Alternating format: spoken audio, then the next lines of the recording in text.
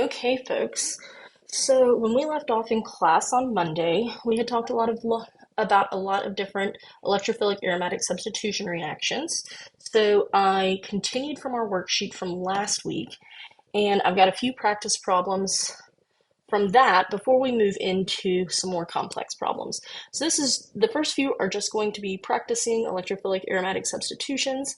So the first problem we have benzene, and this is on about the fourth page of that packet from last week. We see benzene and we're trying to turn it into chlorobenzene.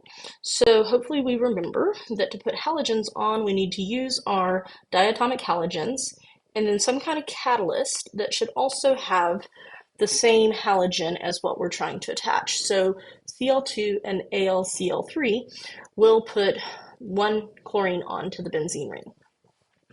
The next problem is putting on some kind of alkyl group, okay? And we talked about Friedel-Crafts in class on Monday, and we know that if we were to just try to do Friedel-Crafts alkylation, we would get some kind of rearrangement for this particular structure because we would be forming a primary carbocation at the carbon that I indicated with the arrow. So instead, the proper way to do this without worrying about any kind of carbocation rearrangement would be to do a Friedel-Crafts acylation. So what that means is we're going to use an acyl group, and so we can make these acid halides, which we'll talk about in a few chapters, but that's a chlorine connected to a carbonyl, and then put in our correct structure, okay? So we've got one carbon, two carbons, three, and we had 1, 2, 3, 4. So got 1, 2, 3 so far. Here's our fourth, and we need to have a branch point coming down. So I'll go back and erase my numbering so it's a little bit cleaner over the arrow. And so now we have our methyl group coming down. We also still need some kind of catalyst, and we'll use AlCl3. Once again, you've got your chlorine in your catalyst matching up with the acid halide. So that will put this group on, but we don't want the carbonyl in the final product. So we had also talked about how we have a special reduction that will totally remove the oxygen. The reductions we talked about in our alcohol chapter reduced ketones and aldehydes down to alcohols. This will take a ketone, as we're making here, and reduce it all the way down to just an alkane. So we needed zinc and mercury, so pretty strong conditions, along with our HCl acid and some heat. So in case you would like the visual, our intermediate product would have looked like this. So we would have had our benzene, and then we would have had our carbonyl directly attached, and we would have had a branch here, and then we would continue on with the chain, and my angles are going to be a little bad if I keep going that way. I'll make my chain shorter here. Here's our methyl, and then we had two more carbons coming off like that. So this was the intermediate that we would have made after number one, and then number two, the reduction, gives us our final product, which was what we were given on the worksheet. The next problem already has a functional group in place. So we talked about this in lab this week, that these different functional groups have different directing capabilities. We're trying to put on an SO3H group, and we've seen the conditions for doing that. So really for this problem, you're already told that your SO3H is going to end up para to that amide group, which goes along with what we learned in lab this week. But we have to remember our conditions for putting on the SO3H, and that is just concentrated fuming is what we call it as well. And then it is sulfuric acid, H2SO4. And if you need to split that over the arrow, that's also completely fine. Okay, so I know there's still a few other practice problems on that first worksheet, but I think that gives you a good starting point to be able to solve the rest of them. Moving on to the worksheet that is both in my box and in your email inbox. These are all Chapter 18 questions that I have in the packet for us today with lots and lots of practice. So we're not going to go through the whole thing, but we're going to go through some of the problems. Some of them I've given you some hints on how to maybe use this as a bit more of a study guide if you're struggling to remember all the different things that we've seen in this chapter. So the first question is really kind of a multiple choice question. We've been given several different, well, 3 different multi-step syntheses, and the question is which route is the best to obtain the desired product. So you can easily see how I could add a 4th one, call them A, B, C, and D, and turn this into a multiple choice question on one of our exams. So if you're looking through them, you see some reactions. If you go through the top one, you have your Friedel-Crafts alkylation and then a nitration reaction, which is important. The nitro group doesn't allow Friedel-Crafts alkylation or the acylation to occur. And so we need that particular order. However, our methyl group is shown in that first reaction, putting the nitro group in a meta position. The methyl group, remember, is an ortho-para director, and so because CH3 is an ortho-para director, the first option doesn't work, okay? Look at the second reaction. We've got benzene, then we put a nitro group on. Remember, nitros are deactivators, and I kind of gave this one away.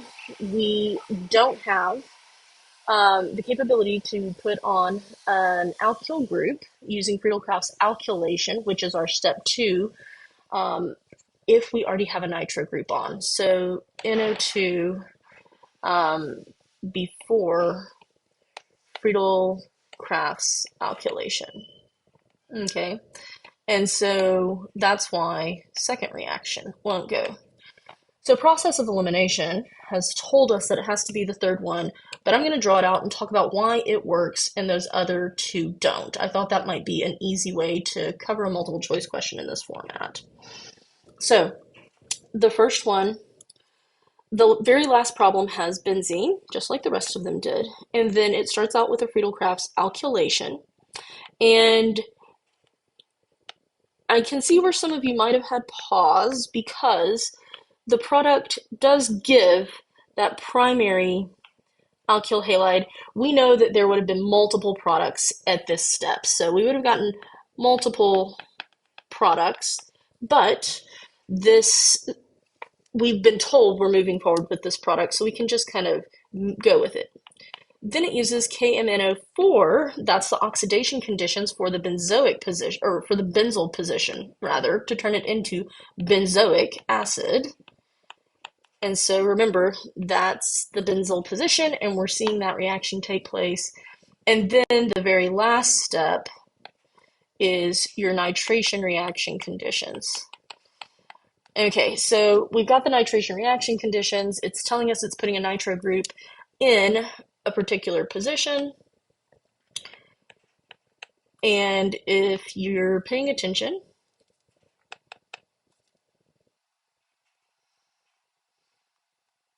sorry about that.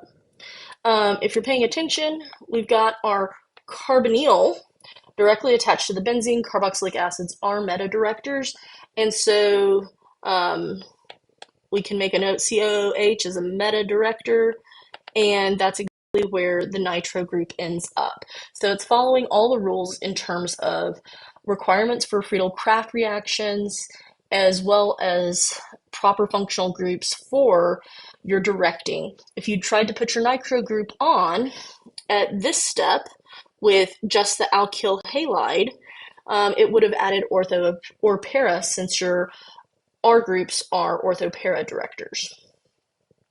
Okay, so that takes us to the next problem, which kind of ups the ante a little bit. Now you're told that you're trying to go between a benzene and a disubstituted benzene product, okay?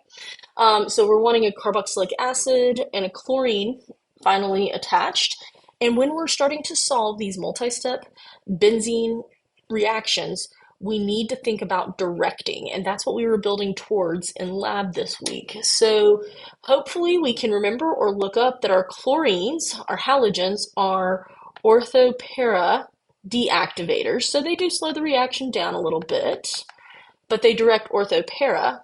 And we just refreshed that our carboxylic acids are meta directors.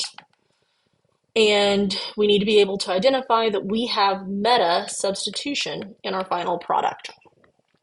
So what that means for us, first thing we're going to want to do is get a carboxylic acid in place. We can use all different types of functional groups to do this, but it's going to be Friedel-Crafts alkylation. So I just picked the simplest one. With a methyl, you could have picked anything besides a tert-butyl group to put on. You just need at least one proton attached to that benzyl position. So once I have made, this is, remember, toluene right here, right? Once I've made toluene, then I can use those reduction conditions we saw in the problem up above in order to turn that methyl into a carboxylic acid group.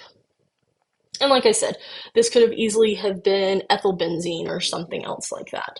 Now we have a meta director attached, and so we can do our final step of attaching a chlorine using our chlorine diatomic gas and our aluminum trichloride catalyst.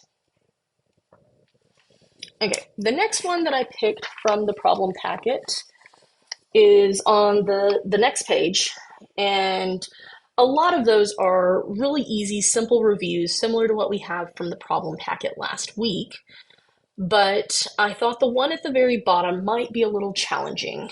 So we start with benzene, then we have this structure that we've never seen before, but we also have our aluminum trichloride. Hopefully we can think in terms of context clues.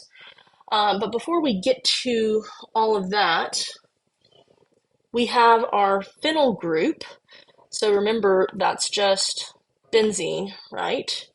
And then we need to recognize what this is. This particular functional group is an anhydride.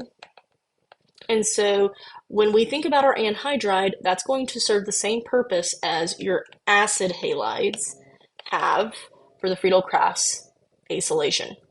So basically, you can think of your anhydride as adding from the carbonyl on over, and we have a good leaving group here. It's resonance stabilized, so this group will get kicked off in the process of attaching this acyl group on. So ultimately, using this material, you will put on the carbonyl, and then instead of drawing out instead of putting in just the pH, I'm going to draw in the benzene ring. And of course, if you wanted to be consistent with what the reagent looked like, you could just put it this way. All right, I'm going to stop here, and I will record a separate recording for some of the other problems